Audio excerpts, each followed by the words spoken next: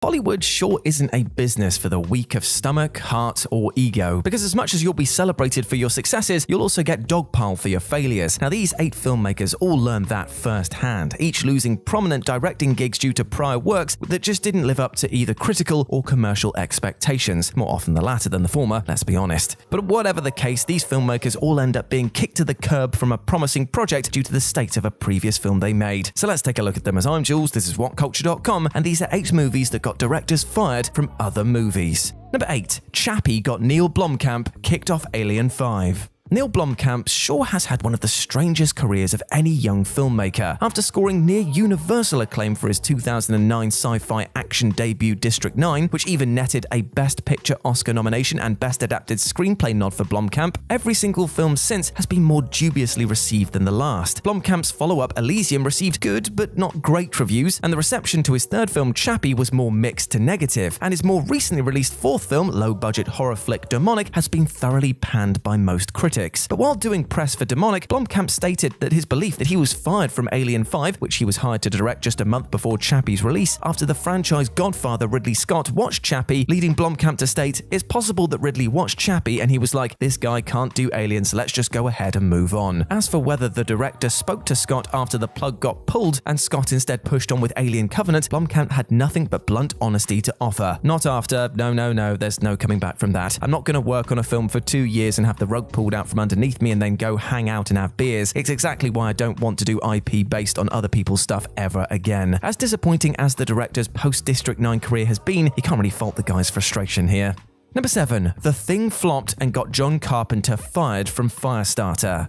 Though John Carpenter's The Thing can't be thought of anything less than a sci-fi horror masterwork today, the reception was decidedly frostier upon its original 1982 release. The Thing was initially a critical and commercial failure, and in what might be one of the all-time worst Razzie nominations, the dread-infused synth score earned the composer a baffling Worst Musical Score nomination. But while shooting The Thing, Carpenter had already been offered the opportunity to direct an adaptation of Stephen King's novel Firestarter, which he accepted and also brought his Thing screenwriter Bill Lancaster aboard. Yet once The Thing cratered at the box office, barely recouping its $15 million budget, Universal let Carpenter go and replaced him with the on-the-rise director Mark L. Lester. Ultimately, it was a blessing in disguise for Carpenter. Lester's version of the film was a critical and commercial failure, while Carpenter went on to enjoy an incredible run of films throughout the 80s, including Christine, Starman, Big Trouble in Little China, and They Live. Number 6. X-Men Apocalypse's underperformance got Bryan Singer fired from Dark Phoenix. It truly is fascinating that Bryan Singer managed to maintain a successful Hollywood career for as long as he did, despite so many allegations of abuse being leveled against him over the decades. Even when the allegations intensified amidst the release of 2014's Days of Future Past, Fox stood by the director and invited him back to helm 2016's Apocalypse. However, Singer didn't end up returning to direct what would have been the final film in Fox's X-Men franchise, Dark Phoenix. While many speculated that this was due to Singer's increasingly radioactive standing in the industry, Singer was actually dismissed from the sequel due to the critical and commercial underperformance of Apocalypse. Though it's entirely possible, if not likely, that Singer's troubled history made the decision much easier, it was announced mere months after Apocalypse's release that the studio was pressing the reset button, wishing to develop future films with a new filmmaking voice. Sadly, Fox continued to entrust the franchise to wildly hit-and-miss writer Simon Kinberg, and made the additionally ill-informed decision to hire him to direct Dark Phoenix as his filmmaking debut. To the surprise of absolutely no one, Dark Phoenix flamed out in every way that mattered, while Singer's career has been firebombed beyond recognition by a slew of additional sexual abuse allegations. Number 5. The failure of Heaven's Gate prompted producers to fire Michael Cimino from Footloose. The late Michael Cimino had one of the most fascinating career trajectories of any filmmaker in history. In 1978, he helmed the Best Picture and Best Director Oscar-winning drama The Deer Hunter, immediately shunting him to the upper echelons of A-list directors. But in 1980, Cimino's career careened into a brick wall when his much-anticipated epic western Heaven's Gate was a historic box office flop and won Cimino the Worst Director Razzie Award. Today, the grandiose failure stands tall as a monument to directorial hubris, one which tainted the entirety of Cimino's remaining career. Case in point, he was originally hired to direct 1984's iconic musical drama Footloose, but Paramount got cold feet when the filmmaker requested $250,000 to rewrite the script. With Paramount looking back to Cimino's lavish demands on Heaven's Gate, which caused that film's budget to balloon to untenable levels, producer Daniel Melnick made the decision to fire Cimino and replace him with the less outspoken Herbert Ross. Ultimately, Footloose went on to enjoy huge commercial success, and Melnick said of Cimino's version, "It might have been a good film, but it wasn't the film we wanted to make. It wasn't the film we came to the party with." Sadly, Cimino never made another box office hit for the rest of his career. Number 4. Fantastic Four's troubled production got Josh Trank fired from the Boba Fett solo movie.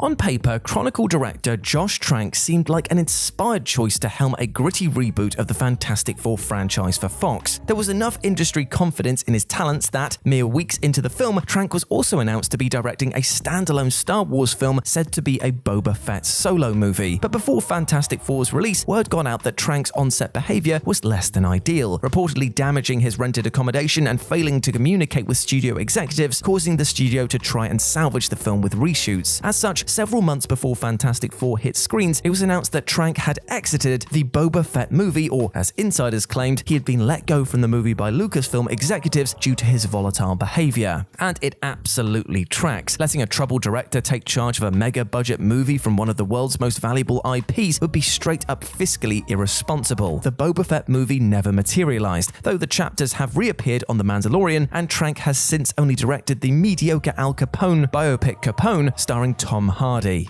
Number 3. Pan flopping got Joe Wright fired from a Julius Caesar biopic. If you don't remember 2015's Peter Pan origin story Pan, well, don't feel too bad. Despite being directed by the talented Joe Wright and starring Hugh Jackman as Blackbeard while rocking a $150 million budget no less, the film was rinsed by critics and largely ignored by audiences, such that it's almost evaporated from the cultural consciousness entirely. But the wider implication was that Pan ended up derailing the next directing gig that Wright had already lined up. While on the press tour for Pan, Wright had been hired to direct Emperor, a Julius Caesar biopic for Lionsgate, but as soon as Pan's box office figures came through, those talks were abruptly put to an end. Despite several sources corroborating the story, Wright's reps and Emperor's producers naturally denied that a hiring or firing had ever taken place. Regardless, Wright quickly rebounded with the phenomenally successful Oscar-winning Winston Churchill biopic Darkest Hour. All the while, there haven't been any updates on Emperor since 2015.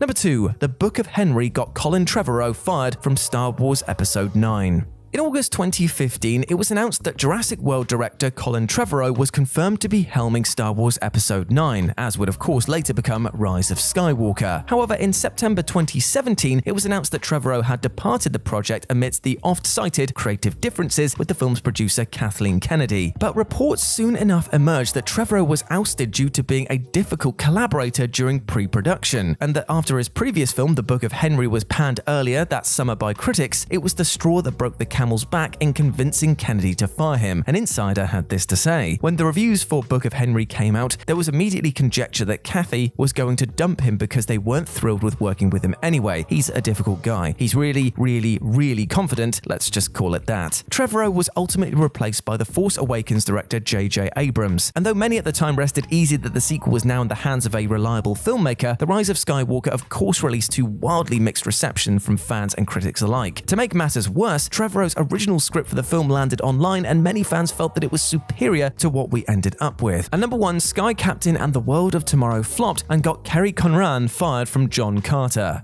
By getting in tight with the right people, director Kerry Conran managed to secure a $70 million budget for his 2004 directorial debut, Sky Captain and the World of Tomorrow, a sci-fi action-adventure starring Jude Law, Gwyneth Paltrow, and Angelina Jolie. Though generally well received by critics for its innovative, effects-heavy filmmaking style, it tanked at the box office and almost immediately pumped the brakes on Conran's promising career. Now, he'd been in negotiations to direct John Carter of Mars, an adaptation of the book series, but allegedly once the opening weekend numbers for Sky Captain dropped, he was promptly given his marching papers. He eventually was replaced with Jon Favreau, though Paramount ultimately shelved the project for several years until it was picked up by Disney, who ended up making it under the shortened title John Carter with Pixar filmmaker Andrew Stanton. John Carter went on to grossly underperform at the box office, enjoys and score wildly mixed reviews, though does enjoy a certain cult fandom today. As for the director, after failing to get several subsequent films off the ground, he decided to step away from Hollywood and work on his own projects.